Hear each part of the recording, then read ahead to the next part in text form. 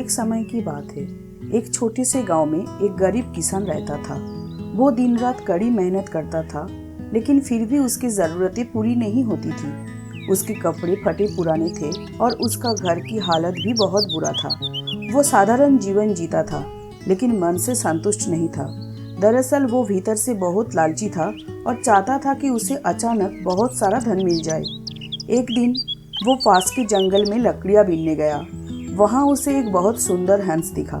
वो हंस औरों से बिल्कुल अलग था। उसके पंख सूरज की रोशनी में चमकते थे और उसके हाल में एक शांति थी। किसान ने सोचा कि ये हंस किसी काम का होगा और वो उसे अपने घर ले आया। अगली सुबह जब वो उठा तो उसने देखा कि हंस ने एक अंडा दिया है, लेकिन ये कोई साधारण अंडा नहीं था, वो सुनहरा था।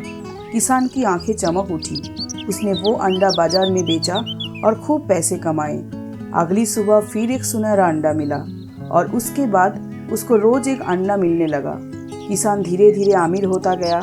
उसने अपनी घर की मरम्मत करवाई, नए कपड़े खरीदे और एक आरामदायक जीवन जीने लगा। लेकिन धन्यवाद देने के बजाय उसके लालच और बढ़ती गई। उसने सोचा, मैं रोज एक अंडे का इंतजार क्यों करूं? जरूर इस जादुई हंस के पेट में बहुत सारे सुनहरे अंडे होंगे। अगर मैं सारे अंडे एक साथ पालूं तो मैं देश का सबसे अमीर आदमी बन जाऊंगा। अपने इस लालच भरे विचार के साथ उसने एक तेज चाकू उठाया और हंस के पास गया। हंस की मासूम आंखों को नजरअंदाज करते हुए उसने हंस को पेट के चीर डाला। लेकिन जब उसने पेट के अंदर देखा तो वहां एक भी सुनहरा अंडा नहीं था। हंस की मौके पर ही मौत हो गई। किसान को गहरा सदमा लगा। उसने अपनी रोज की दौलत का स्रोत को खो दिया था। अब उसके पास न हंस था, न अंडे थे और न ही वो दौलत। वो पछतावे में बैठा रहा। उसके लालच ने उसका सब कुछ छीन लिया।